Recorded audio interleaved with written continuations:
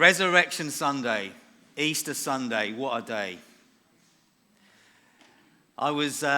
Yesterday I put 3 rows of new potatoes in my garden and got my garden all ready on late Good Friday afternoon.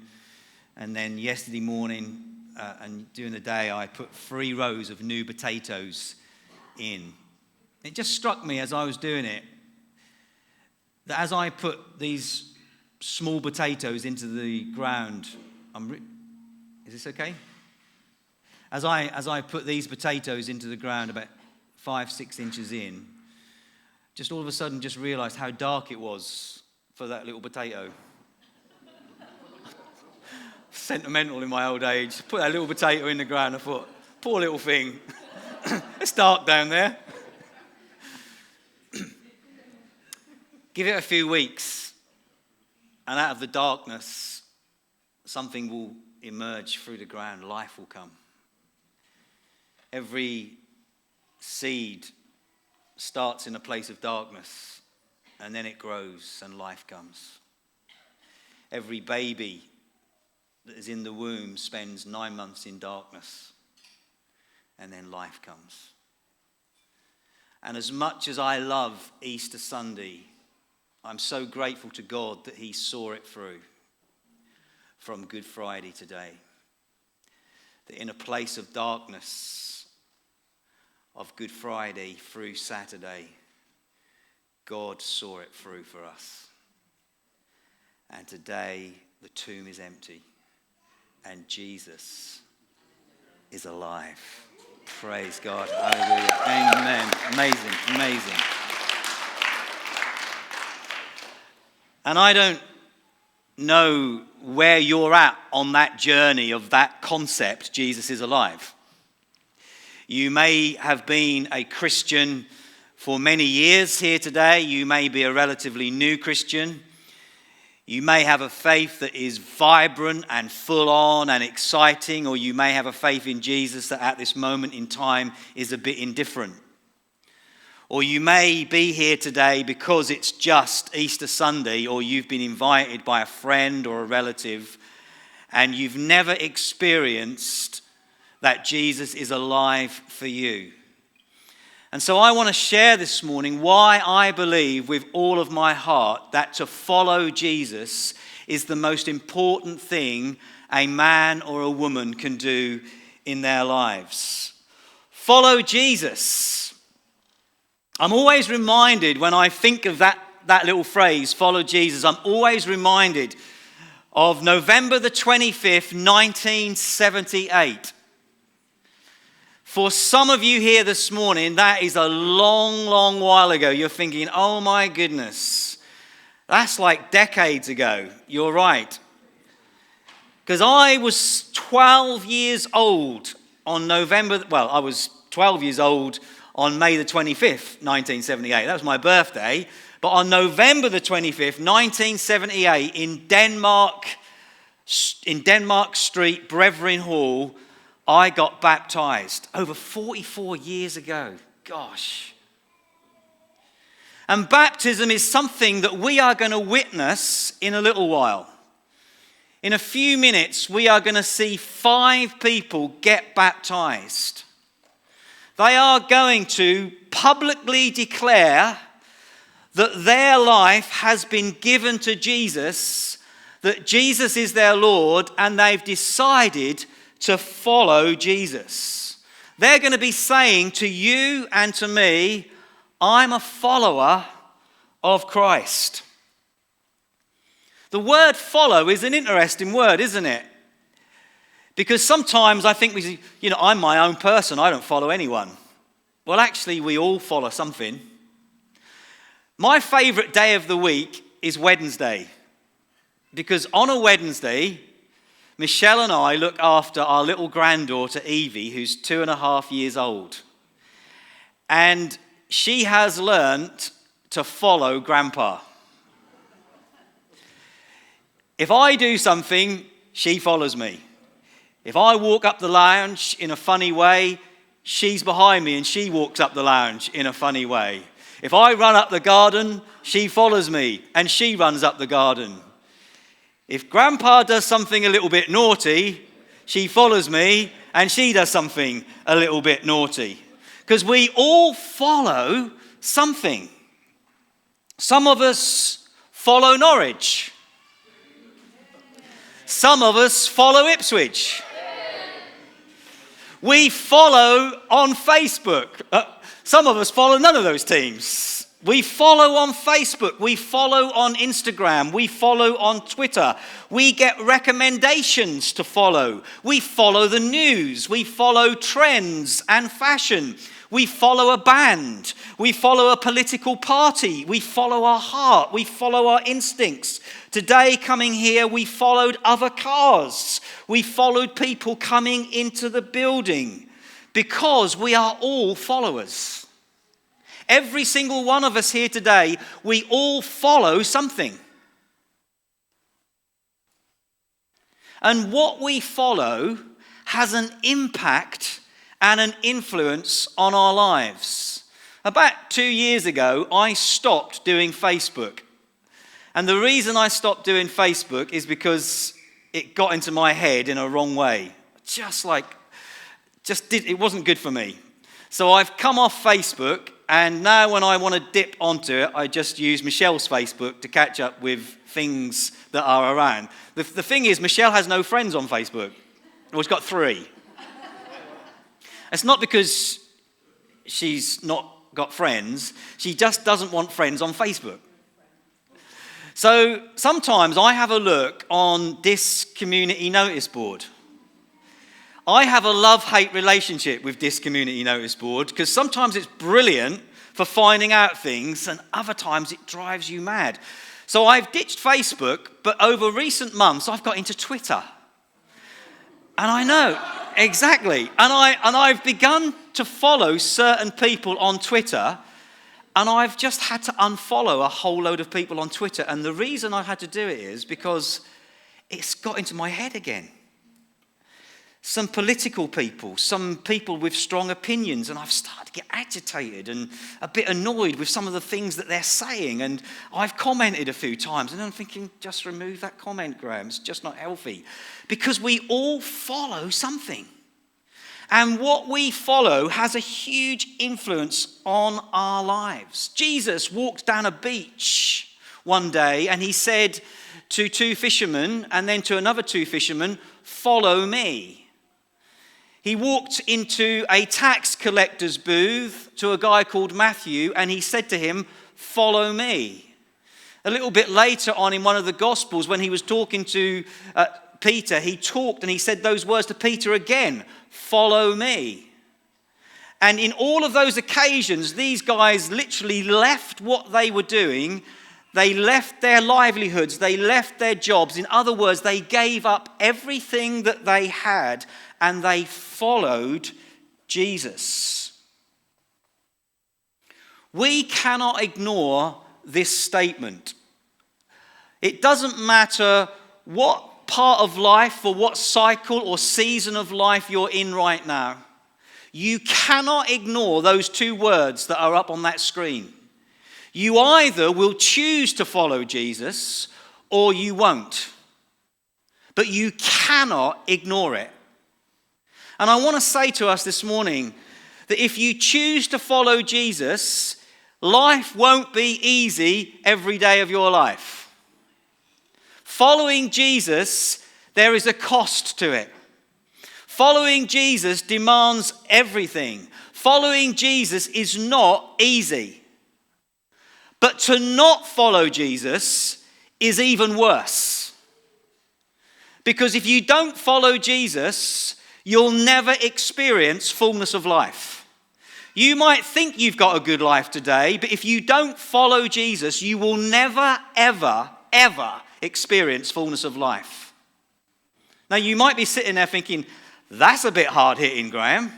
That's a bit tough, but it's the truth.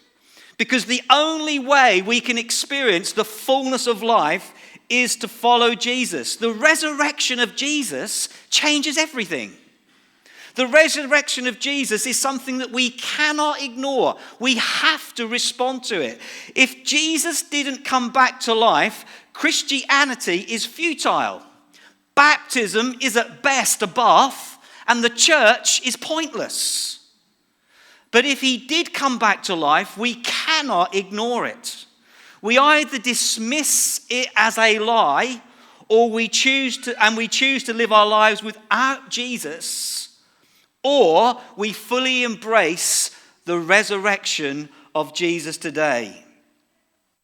In John chapter 11, verse 25, Jesus says these words, "I am the resurrection and the life. The one who believes in me will live, even though they die, and whoever lives by believing in me will never die." Jesus is the resurrection and the life. Only in him and in him only will any man or any woman have fullness of life. Knowing him is the only way. Jesus says in another part of one of the Gospels, "I am the way, the truth, and the life. No one comes to the Father except through me." I don't know what your personal belief is today, but if you don't have a belief in Jesus, you are without hope, because only in him will you find eternal life. When those ladies arrived at the tomb and they ran into the tomb and they discovered an empty tomb, what does one of the Gospels say? "Why do you look for the living among the dead? He is not here. He is risen." Now, in response to this phrase, "follow Jesus," you might throw a question back at me this morning. Why should I follow Jesus? And I guess in part I've already explained that. But I want to say that one of the reasons why I believe we should follow Jesus this morning is this. We are all broken. We are all broken. Every single one of us here today has suffered brokenness. Maybe you are experiencing brokenness right now in your life. All of us, we carry the scars of broken experiences. We can be physically broken. We can be emotionally and mentally broken. Others may have inflicted brokenness on you. Maybe your own actions have caused you to be broken. But I'm not talking about physical brokenness or emotional brokenness this morning. I'm talking about spiritual brokenness. When we are spiritually broke, we are separated from God. Spiritual brokenness means separation from God. It means that there is a gulf between you and God that you cannot bridge by human effort. The gulf between you and God, if you are not a follower of Jesus today, is so vast you cannot get within 1,000,000 miles of God. There is nothing that you can do, and there's nothing that I can do to get you remotely close to God. The gulf is too big. You can be the best living person in the world. You can have the most fulfilling job. You can have the greatest marriage. You can give your life to work, good works. You can raise thousands for charity. But you will never get close to God because you are spiritually broken. And the only way that we can come into a relationship with God is to become a follower of Jesus. The only way that you or I can ever know the intimacy and the friendship of God and God as a Father is if we come through the person Jesus Christ. And that is why today we cannot ignore this phrase. We either have to embrace it and make a decision, I will become a follower of Jesus, or we reject it and we say no. The Bible calls separation from God sin. I was thinking about that the other day and I'm thinking, I can't remember the last time I mentioned the word sin in church. And I was a little bit challenged by that. Because it's not a trendy word, is it? To tell people that they're sinners or to tell people they're wrong is not very politically correct. You know, because surely today we can believe anything, can't we? Surely truth is in the eyes of the beholder, isn't it? Only truth is found in Jesus. And without Jesus, we will never know the truth. Without Jesus, we'll never know fullness of life. Without Jesus, we'll never know the way. It's only in him. And separation from God, the Bible calls sin. And I'm going to tell you this morning, you are looking at a guy on the stage that has sinned a lot. I have missed God's mark many, many times in my life. And as a Christian, I still miss God's mark. As a Christian, I still mess up. I still fall short of God's standard. And I know in my own strength and in my own ability, I can never, ever, ever meet God's standard. I can never please God. There is nothing that I can do today outside of Jesus that will get me anywhere close to God. My good moral standards, my high standard of living, my clean and tidy house, my tidy garage. I've just sinned. Everything that I try and do in my life, even trying to be a good church leader, is not good enough. Even trying to be the best husband in the world is not good enough. I have to know Jesus. This church is not ashamed to tell people you need Jesus. You don't need a political party. And I'm not against voting for a political party, but it's not the answer. You don't need vast sums of money in the bank. You don't need a good job. You don't need great relationships. All of those things are good. But you do need Jesus. You have to know Jesus. Without Jesus, we are separated from God and there is no hope. Jesus is the only way to fullness of life. I've got a good life. God has blessed me with a wonderful wife. Next Saturday, I'm going to witness the marriage of my only son. I'm excited about that. God has blessed me with so many things. But I know in my life that without Jesus, it'll never be full. An empty tomb and an empty cross is the only way to a full life. Because our lives will always be missing who we were born and created to know.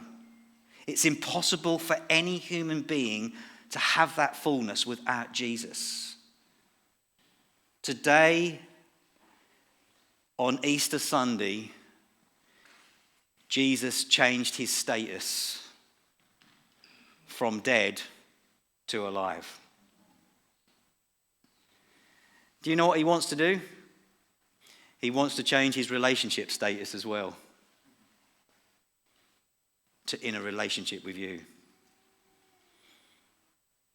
I've often seen when I did Facebook, so-and-so is now in a relationship with so-and-so, or relationship status complicated. Jesus wants to change his relationship status today. to saying a relationship with you. It's so important. You can't ignore this phrase. You have to do something with it. You either reject it or you accept it. When Jesus died on a cross, it wasn't just to create a historical event. When Jesus rose from the dead, it wasn't just to give us 4 days off over a bank holiday weekend. It wasn't an excuse to stuff our faces with chocolate. It was to give every woman and every man the opportunity to say, Jesus, I want to be a follower of you.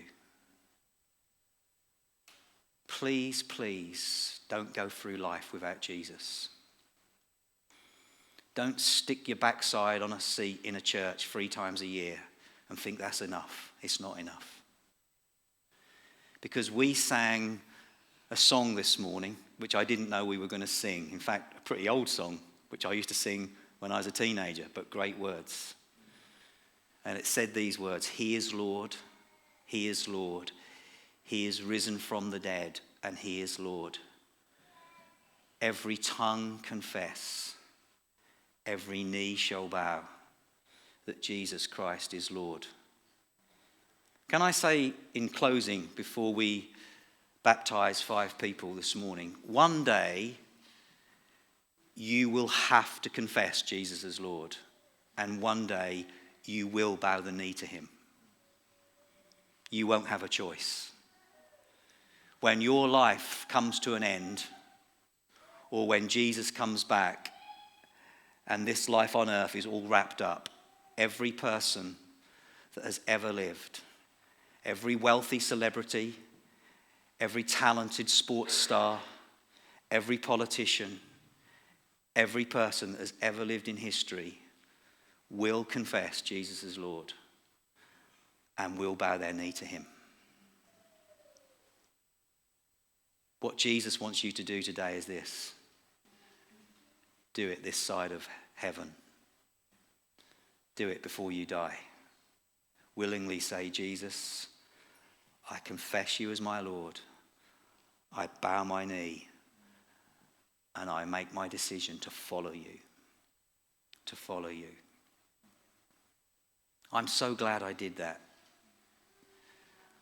I'm so glad that I was a follower of Jesus when I was coming into Diss on my motorbike as an 18-year-old, and I ended up in a serious road accident. I'm so glad that I was a follower of Jesus when my wife and I decided we wanted children and we couldn't have our own children. I'm so glad I was a follower of Jesus when our 23-year-old nephew died of cancer 10 years ago. I was so glad that I was a follower of Jesus when my parents died. You see where I'm going, don't you? Being a follower of Jesus isn't always easy. But I'm so glad that I was a follower of Jesus through those times. Because He made the difference. Because He's the one that gives you fullness of life.